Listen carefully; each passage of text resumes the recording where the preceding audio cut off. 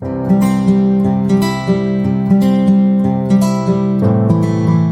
friends, welcome to our channel. இன்னைக்கு நீங்க நம்ம சேனல்ல பார்க்க போறது ஒரு அன்பாக்சிங் வீடியோ.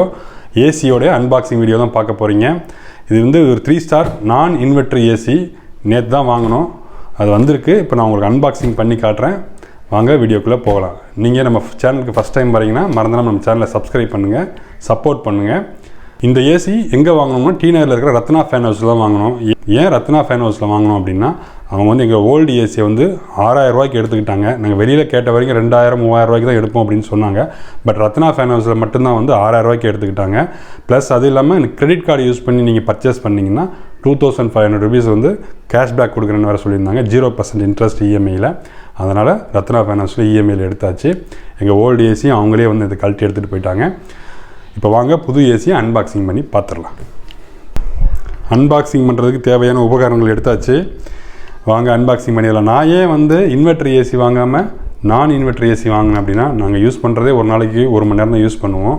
அது இல்லாமல் இன்வெர்ட்டர் ஏசியில் வந்து பிசிபி ப்ராப்ளம், அவுட்டோர் யூனிட்டில் ஒரு போர்டு ஒன்று இருக்கும். அந்த போர்டு அடிக்கடி ப்ராப்ளம் ஆகுதுன்னு ஒரு டெக்னீஷியன்லாம் சொன்னாங்க. ப்ராப்ளம் ஆகிட்டால் சர்வீஸ் ஆகி வர்றதுக்கு 15 நாள் ஆகும்னு சொன்னாங்க. ப்ளஸ் வந்து அந்த போர்டு வந்து கரண்ட்டு ஃப்ளக்சுவேஷன் இருந்தால் அந்த போர்டு அடிக்கடி போயிடும்னு வேறு சொன்னாங்க. அதை ரீப்ளேஸ்மெண்ட் பண்ணுறதும் ரொம்ப காஸ்ட்லின்னு வேறு சொல்லியிருந்தாங்க. சரி, அதனால் வந்து இன்வெர்ட்டர் ஏசி வாங்காமல் நான் இன்வெர்ட்டர் ஏசி வாங்கியாச்சு. வாங்க இப்போ அன்பாக்சிங் பண்ணுவோம்.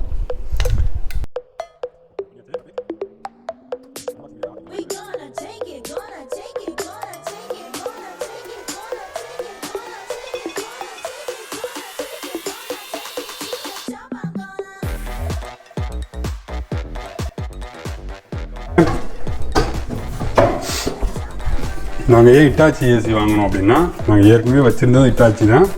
அது ஒரு 9 வருஷம் ஓல்டு ஆயிடுச்சு. எந்த ப்ராப்ளம் இது வரைக்கும் வந்ததில்லை. சரி, அதனால் திரும்பவும் இட்டாச்சி ஏசியை வாங்கியாச்சு.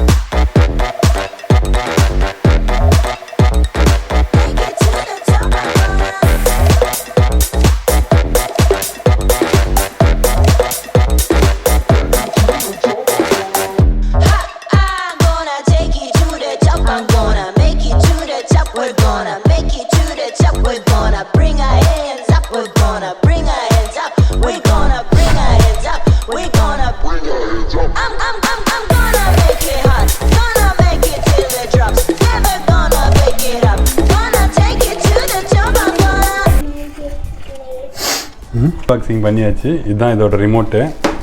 ஒரு யூசர் மேனுவல் ஒன்று கொடுத்துருக்காங்க. இது வந்து ரிமோட்டுக்கு 2 பேட்ரி ப்ளஸ் ஸ்க்ரூஸ் மாட்டுறதுக்கு உண்டான ஸ்க்ரூஸ் கொடுத்துருக்காங்க.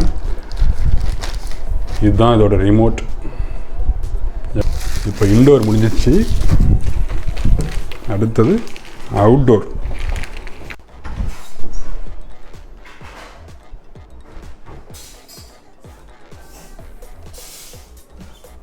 ஓகே ஃப்ரெண்ட்ஸ், டெக்னீஷியன் வந்துட்டார். இப்போ ஏசியை ஃபிக்ஸ் பண்ணுறதா உங்களுக்கு ஷார்ட்டாக காமிக்கிறேன். வாங்க பார்ப்போம். எங்கள் பழைய ஏசி இருந்தது. அதை வந்து நேற்று வந்து அவங்களே வந்து கழட்டி எடுத்துகிட்டு போயிட்டாங்க. ஏன் வந்து நாங்கள் வெளியில் இங்கே வந்து கேட்ட வரைக்கும் வந்து ஏசியை கழட்டி தான் வைக்கணும், நாங்கள் அப்போ தான் எடுத்துகிட்டு போவோம் அப்படின்னு சொன்னாங்க. பட் ரத்னா ஃபேன் ஹவுஸில் வந்து அவங்களே வந்து கழட்டி எடுத்துகிட்டு போயிட்டாங்க. அது ஏசி என்ன கண்டிஷனில் இருந்தாலும் சரி, அது ஸ்ப்ளிட் ஏசினா 1 டன்னுக்கு மேலே உண்டான ஸ்ப்ளிட் ஏசிக்கு அவங்க 6000 ரூபா கொடுக்குறாங்க. இப்போ ஆஃபர்ஸ் போய்கிட்டு இருக்கு. நீங்களும் ட்ரை பண்ணி பாருங்கள். உங்களுக்கு ஏசி ஏதாவது மாற்றுற மாதிரி நீட் இருந்தால் நீங்களும் வந்து ட்ரை பண்ணி பாருங்கள். விண்டோ ஏசியாக இருந்தால் 5000 rupees கொடுக்குறாங்க. அவங்களுக்கு வந்து அவங்களே ஆளுங்க வந்து கழட்டி எடுத்துகிட்டு போயிடுறாங்க நீட்டாக. அதனால் நமக்கு எந்த பிரச்சனையும் இல்லை.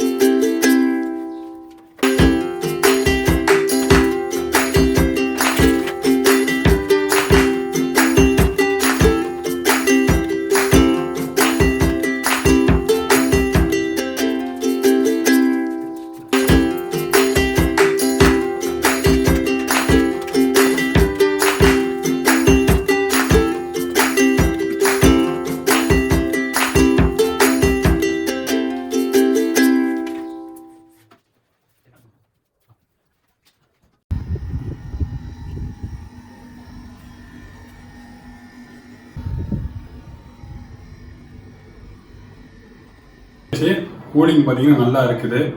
இது போக போக கூலிங் எப்படி இருக்குன்றத நான் இன்னொரு வீடியோ கொஞ்ச நாள் கழிச்சு போடுறேன். இப்போ இதோட இந்த வீடியோவை எண்ட் பண்ணுறேன். வேற ஒரு வீடியோவை மீட் பண்ணுறேன். இந்த வீடியோ உங்களுக்கு பிடிச்சிருந்தா லைக் பண்ணுங்கள், ஷேர் பண்ணுங்கள், மறந்துடாம நம்ம சேனலுக்கு சப்ஸ்கிரைப் பண்ணுங்கள். ஓகே, பாய்.